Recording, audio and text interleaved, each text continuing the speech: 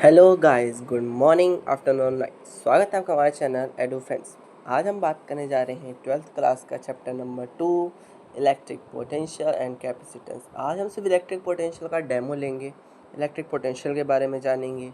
फिर अगला लेक्चर आएगा, इसका पूरा न्यूमेरिकल्स आएगा। फिर आएगा इलेक्ट्रिक पोटेंशियल एनर्जी। फिर आने वाले कॉन्सेप्ट जैसे कैपेसिटेंस, कैपेसिटर्स और उनका सीरीज में अलग अलग वर्ड आएगा। तो ये शुरू करते हैं हमारा पहला वीडियो इलेक्ट्रिक पोटेंशियल के ऊपर।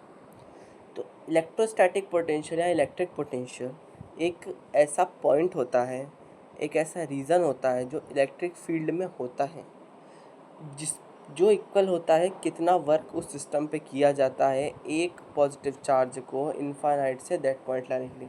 सिंपल भाषा में हम बोलें, मान लीजिए एक चार्ज है क्यू नॉट, क्यू है, क्यू चार्ज है। एक चार्ज होगा तो उसके बगल में अपनी इलेक्ट्रिक फील्ड जनरेट करेगा। मान लिए उसकी इलेक्ट्रिक फील्ड ये रही। एक क्यू नॉट चार्ज है जो बाहर आउटर लाइन पे लाई करता है, उसको इस चार्ज के अंदर वो ज़बरदस्ती आ रहा है, ये इनफाइनाइट पे टेंड करता है, ये इनफाइनाइट पे लाई कर रहा है, वो इसके अंदर आना चाहता है। अब सिंपल समझो, अगर ये हमारा भारत है, इंडिया है, या कोई भी कंट्री है, ये कोई फॉरेनर है, विदेश है, जब तक इसके पास वीज़ा नहीं होगा तब तक तो इस कंट्री में आ नहीं सकता। तो जब इस इलेक्ट्रिक फील्ड में इस पॉइंट पे पहुंचेगा तो ये जो क्यू चार्ज है ये उसके ऊपर वर्टिकल आउटवर्ड फोर्स लगाएगा, ये चार्ज अंदर आने की कोशिश करेगा। इन दोनों के कारण ये थोड़ा सा एक बैलेंस पोजीशन लेता है। ये चार्ज पे फोर्स तभी लगेगा, जब तक इस पे वर्क डन तभी होगा जब ये चार्ज इस एरिया के अंडर आएगा, तभी इस पे फोर्स या वर्क डन होता है। उसके पहले ये वर्क नहीं होगा।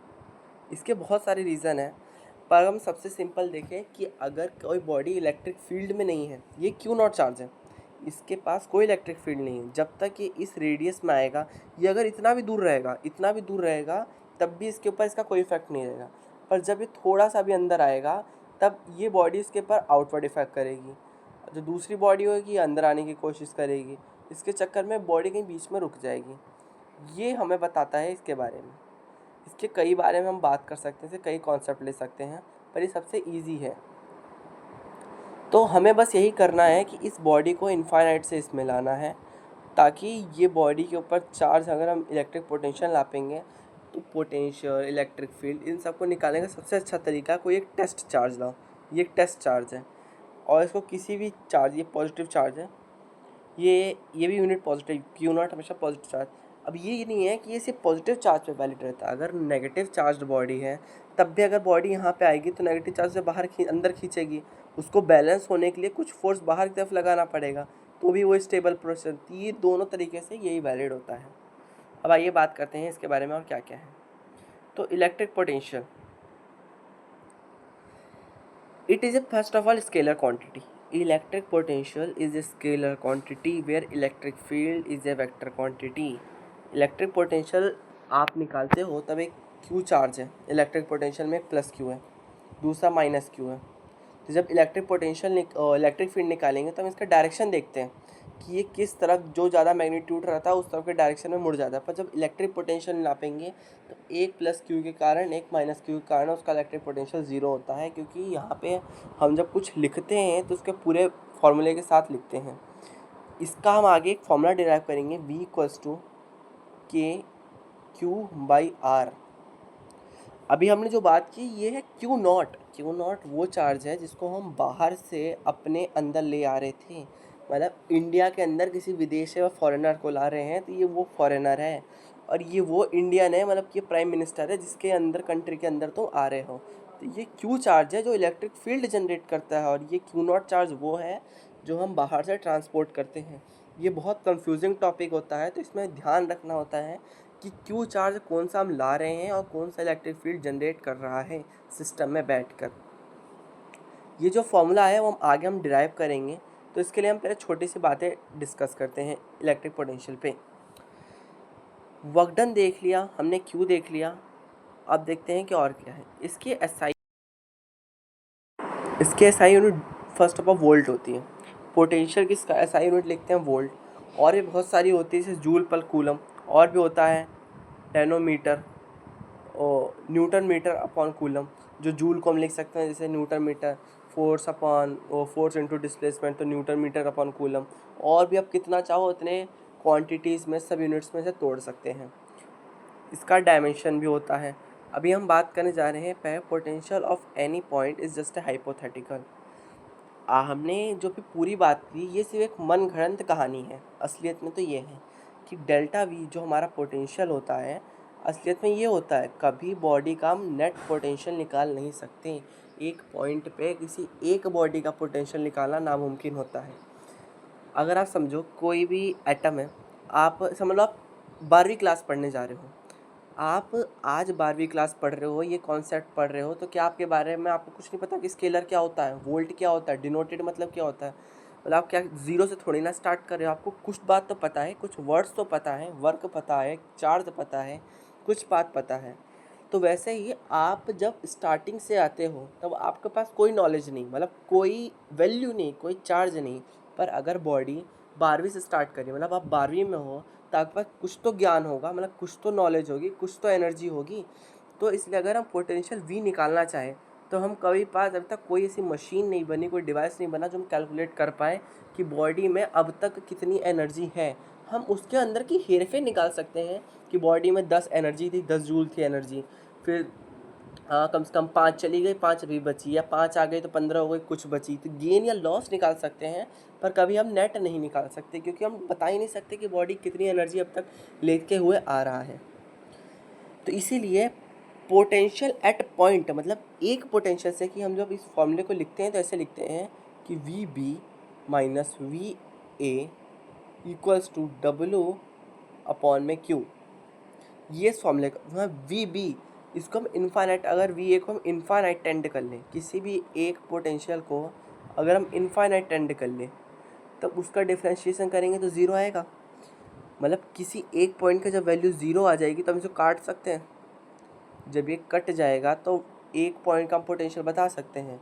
तो ये सिर्फ हाइपोथेटिकल कॉन्सेप्ट है कि इसे हम सबने इमेजिन किया है कि अगर हम एक पॉइंट की पोटेंशियल को हम इनफाइनाइट से ला रहे हैं तो उसका पोटेंशियल ज़ीरो हो जाएगा, क्योंकि अगर हम इलेक्ट्रिक फील्ड के हिसाब से उसका डिफ्रेंशिएशन करेंगे तो इसका पोटेंशियल ज़ीरो हो जाएगा, जिसको हम निकाल नहीं सकते। तो यही था हमारा पोटेंशियल डिफरेंस के हाइपोथेटिकल कॉन्सेप्ट्स। अब आते हैं work done by electrostatic field. इस पॉइंट को थोड़ा सुनना कि जो इलेक्ट्रोस्टैटिक फील्ड, मतलब कि आपने एक फील्ड बनाई थी, ये कोई चार्ज था, क्यू नॉट चार्ज था जो इसके अंदर आना चाह रहा था। अब अगर यहाँ दो तरह के फोर्स हो रहे हैं, आप ध्यान सोचो, इस फील्ड को हम अंदर ला रहे हैं तो मतलब कुछ एक्सटर्नल फोर्स हम कर रहे हैं, ई एक्सटर्नल फोर्स कर रहे हैं।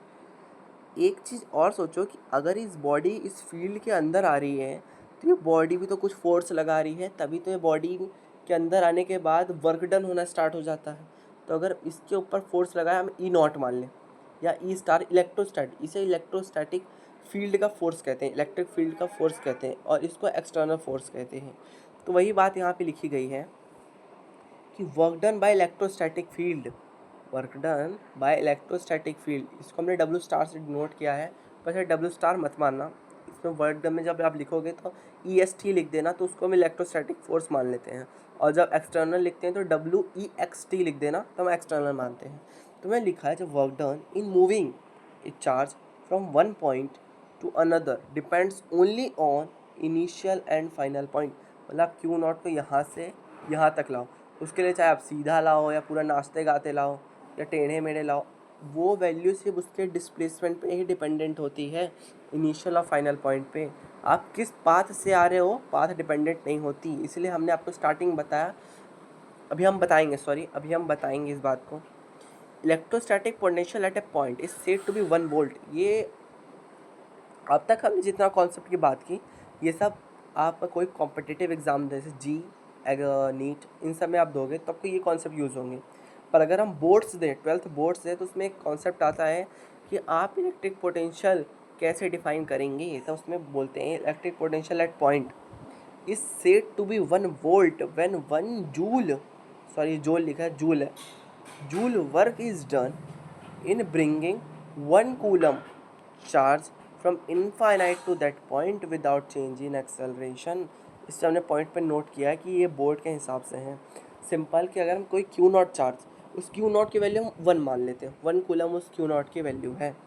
उनके बीच में जो वर्क डन उसने किया है इलेक्ट्रिक फील्ड के अंदर आने के लिए, उसे हम 1 जूल मान लेते हैं, तभी वो वर्क डन 1 वोल्ट के बराबर होगा। यही ये डेफिनेशन शो करती है।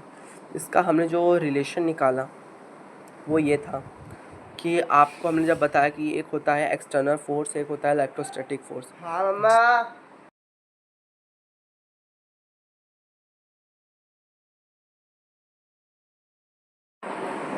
हमने जैसे बताया वो ऊपर वाला कॉन्सेप्ट यहाँ यूज़ हो रहा है। V एक पोटेंशियल है, किसी भी पोटेंशियल का जब हम लोग वो निकालते हैं, किसी भी कंजर्वेटिव फोर्स के कारण जब कोई वर्क डन निकालते हैं वो नेगेटिव रहता है। Electrostatic force is a conservative force, W external force is not a conservative force. तो जब W एक्सटर्नल फोर्स के कारण वर्क डन निकालेंगे तो वो पॉजिटिव रहेगा, जब एक्सटर्नल की तरह निकालेंगे तो नेगेटिव, इलेक्ट्रोस्टैटिक के द्वारा निकालेंगे तो वो नेगेटिव रहता है। ये पॉइंट बहुत इंपॉर्टेंट है।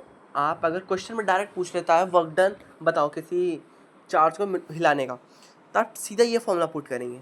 पर अगर पूछ लिया work done by an electric field या इलेक्ट्रोस्टैटिक फील्ड, तब आप ये वाला फॉर्मूला यूज़ करते हैं। उस समय साइन के साथ दिया रहता है तो हमारे में गलती हो जाती है साइन में सही करने में, इसके कारण नंबर कट जाते हैं वहाँ पे। पर हमें यहाँ मिस्टेक नहीं करनी है और इसे चेक करना है। तो इसमें हम देख सकते हैं कि W infinite external, W electric field के बराबर, ये इन दोनों के मैग्नीट्यूड हैं। इनका डायरेक्शन बदल जाता है क्योंकि एक इलेक्ट्रोस्टैटिक फोर्स के कारण है और एक एक्सटर्नल फील्ड का। एक्सटर्नल फील्ड का वर्क डन हमेशा ऐसा होगा, इलेक्ट्रिक फील्ड की टूवर्ड या इटसेल्फ उसके चार्ज पे डिपेंडेंट होता है। वो हमेशा अंदर की तरफ रहेगा या बाहर की तरफ। तो उसका चार्ज अगर पॉजिटिव है तो अंदर की तरफ, नेगेटिव है तो बाहर की तरफ। पर जो इलेक्ट्रोस्टैटिक फील्ड है उनका फोर्स उसका भी सेम रहता है, बस जस्ट अपोजिट। जैसे पॉजिटिव के लिए एक्सटर्नल का अंदर रहता है, पर पॉजिटिव के लिए इलेक्ट्रोस्टैटिक का बाहर की तरफ रहता है। नेगेटिव के लिए एक्सटर्नल बाहर रहता है तो इलेक्ट्रोस्टैटिक अंदर रहता है। तो ये दोनों म्यूचुअल इन्वर्स के रिलेशन में चलते हैं। अब आते हैं हमारा अगला टॉपिक कि electric potential depends on reference. हमने बताया कि इलेक्ट्रिक पोटेंशियल को अगर सेंटर, मतलब कि आप ये रहा चार्ज, हम यहाँ बीच में बैठ गए, यहाँ पे बीच पे हम लोग कोई बैठ गए, तो हम देख सकते हैं कि ये चार्ज अंदर आ रहा है, धीरे धीरे आ रहा है, वो चार्ज इस लाइन पे आएगा, तब हम बता सकते हैं कोई नेगेटिव या पॉजिटिव है। ये हम इस लॉ से, क्योंकि ये रेफरेंस के डिपेंडेंट करता है। कोई वैल्यू अगर आप कोई एक यूनिट वैल्यू निकालो इनफाइनाइट से जो बॉडी के अंदर आ रही है, तब तो बता सकते हो कि हाँ वो कुछ ना कुछ वो पॉजिटिव होगी, नेगेटिव होगी, उसकी स्पीड होगी या कुछ नहीं होगी। उसकी हम डायरेक्शन भी बता सकते हैं अगर हम रेफरेंस से देख रहे हैं तो। पर अगर हम रेफरेंस नहीं देख रहे तो उसको डायरेक्शन कैसे बता सकते हैं? जैसे जब हम पोटेंशियल डिफरेंस लिखते हैं, not potential, potential difference, delta we, जब हम डेल्टा वी निकालते हैं, ये डिपेंडेंट नहीं होता क्योंकि ये एक मैग्नीट्यूड वैल्यू होती है किसी बॉडी की या पोटेंशियल की, एक मैग्नेटिफिक वैल्यू होती है जो किसी भी रेफरेंस पे डिपेंड नहीं करता। आप कोई भी रेफरेंस ले लो, ये वैल्यू हमेशा कांस्टेंट रहेगी क्योंकि ये सिर्फ एक मैग्नीट्यूड है। पर जब पोटेंशियल निकालते हैं तो ये कांस्टेंट नहीं रहती क्योंकि रेफरेंस पे डिपेंडेंट रहती है। फिर आता है हमारे पास पोटेंशियल ग्रेडियंट। उसका हमने नीचे डेफिनेशन डेरिवेशन लिखा, पहले हम वो देख लेते हैं, फिर हम बात करेंगे पोटेंशियल ग्रेडियंट के बारे में।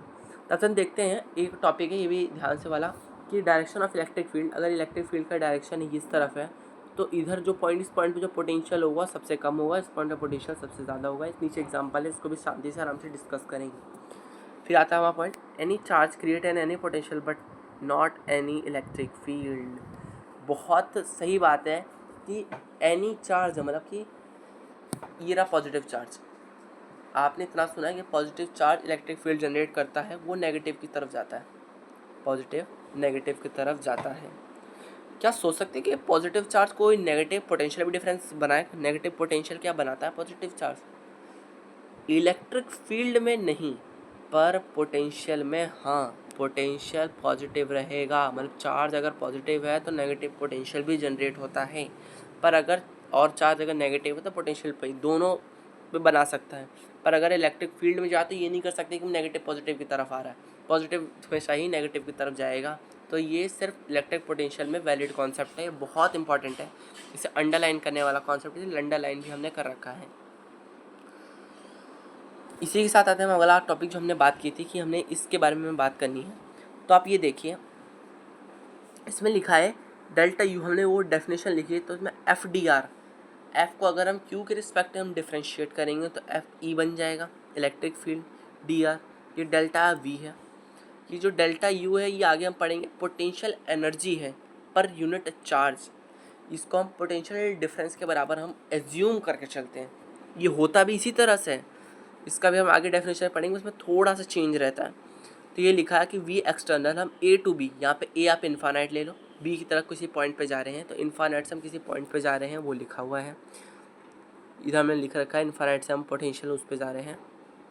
तो वैसे ही वी बी मतलब कोई पॉइंट का अगर हम पोटेंशियल निकालेंगे तो इन्फानाइट से वो उस पॉइंट पाने के लिए कितना वर्क डन कर रहा है इस चार्ज को मूव करने में, वही है। अब हमने जो बात ऊपर की थी कि उसका एक्सिस कांस्टेंट या ग्रेडियंट, तो हमारा ये रहा पोटेंशियल ग्रेडियंट। पोटेंशियल ग्रेडियंट किसी भी चीज़ का किसी भी इलेक्ट्रिक फील्ड में जब हम निकालते हैं, इलेक्ट्रिक फील्ड का ये पोटेंशियल ग्रेडियंट कहते हैं, जब उसको D V by D R में डी आर उसके डिस्टेंस के साथ अगर हम किसी चीज़ को डिफ्रेंशिएट कर दें तो उसे पोटेंशियल ग्रेडियंट कहते हैं। हमने अब तक जब पिछला चैप्टर पढ़ा था तो हमने fluid gradient, mechanical gradient, velocity gradient, जो वेलोसिटी ग्रेडियंट था वो वेलोसिटी मतलब कि उसकी स्पीड को अगर हम उसके डिस्टेंस के साथ डिफ्रेंशिएट कर दें तो हमारे पास ग्रेडियंट मिलता है। पोटेंशियल ग्रेडियंट वेक्टर क्वांटिटी होती है where potential and potential difference is scalar quantity, ये भी पॉइंट वाली बात है। इसी में लिखा हुआ है पोटेंशियल ग्रेडियंट के ये रहा फॉर्मूला, ये उसका पूरा रिलेशन है। जब हम उसको एक्स वाई, हमेशा क्वेश्चन में थोड़ी ना रहेगा कि आपको दे के रखे रहेगा उसका मैग्नीट्यूड आप निकालते चले जाओ उसके चार्ज के साथ, कभी कभार उसको डिफ्रेंशिएट करने की ज़रूरत पड़ती है। तो ये उसका फॉर्मूला, इसे कहते हैं पार्शियल डिफ्रेंशिएशन। ये डी नहीं लिखा, ये पार्शियल लिखा हुआ है। तो पार्शियल वी का डिफ्रेंशिएशन डिस्टेंस एक्स के साथ मतलब एक्स एक्सिस पे, फिर दूसरा partial differentiation of V in Y axis, partial differentiation of Z in V in Z axis. जब हम एक्स में डिफ्रेंशिएट करते हैं पार्शियल तो वाई और जेड कांस्टेंट हो जाता है, जब वाई में करते हैं तो जेड और एक्स कांस्टेंट होता है, जब जेड में करते हैं तो एक्स वाई कांस्टेंट होता है। ये रहा उसका रिलेशन, ये हो आता है फाइनल प्रोडक्ट, ये रहा उसका ग्रेडियंट। हमने बोला था कि पोटेंशियल हमेशा इलेक्ट्रिक की डायरेक्शन में घटेगी, जैसे कि ये रहा पॉजिटिव चार्ज, इलेक्ट्रिक फील्ड हमें देख रही है नेगेटिव की तरफ जा रही है मतलब बाहर की तरफ जा रही है, तो जो पोटेंशियल यहाँ होगा वो हमेशा ज़्यादा रहेगा और ये पोटेंशियल कम रहेगा क्योंकि डायरेक्शन में पोटेंशियल घटता है। तो V A is greater than V B. पर अगर इलेक्ट्रिक फील्ड देखें तो इसमें भी इलेक्ट्रिक फील्ड भी E A is greater than E B, यहाँ इलेक्ट्रिक फील्ड भी सेम रहेगा। पर अगर इस क्वेश्चन में जाएँ तो इस क्वेश्चन में V A is greater than V B, ये भी वैसा ही है, पर इसमें इलेक्ट्रिक फील्ड बी पॉइंट पे ज़्यादा रहेगी, ए पॉइंट पे कम रहेगी। इसलिए हमने वो पॉइंट लिखा था कि v और a कभी रिलेशन में नहीं थे, अगर v के बढ़ने पे a भी घट भी सकता है, ज़ीरो भी हो सकता है, कुछ भी हो सकता है। वैसे ही आगे इसमें लिखा हुआ है इफ़ पोटेंशियल इज़ कांस्टेंट, आपने अभी देखा एक फॉर्मूला कि E equals to d V by D r minus d V by D r. अगर ये वैल्यू कांस्टेंट हो जाए मतलब इन्फाइनाइट मान के चल रहे हैं तब इसका डिफरेंशिएशन ज़ीरो, मतलब अगर पोटेंशियल कांस्टेंट रहेगा तो इलेक्ट्रिक फील्ड हमेशा ज़ीरो रहेगी। पर इलेक्ट्रिक फील्ड के कांस्टेंट या ज़ीरो होने से कोई फ़र्क नहीं पड़ता, अगर इलेक्ट्रिक फील्ड में कोई भी चेंज है तो डीवी का आना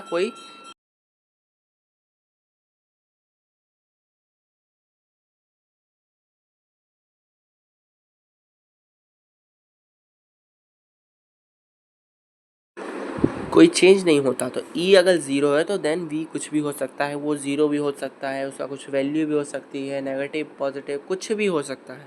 यही हमारा था पूरा कॉन्सेप्ट, यही था हमारा इलेक्ट्रोस्टैटिक पोटेंशियल जिसको हमने छोटे वर्ड्स में समझाया है। अब इसका अगला कॉन्सेप्ट जाएगा तो पूरा न्यूमेरिकल्स देखेंगे, फिर इलेक्ट्रो पोटेंशियल एनर्जी में हम लोग आगे तरफ जाएंगे। यही था हमारा छोटी वीडियो। Thank you.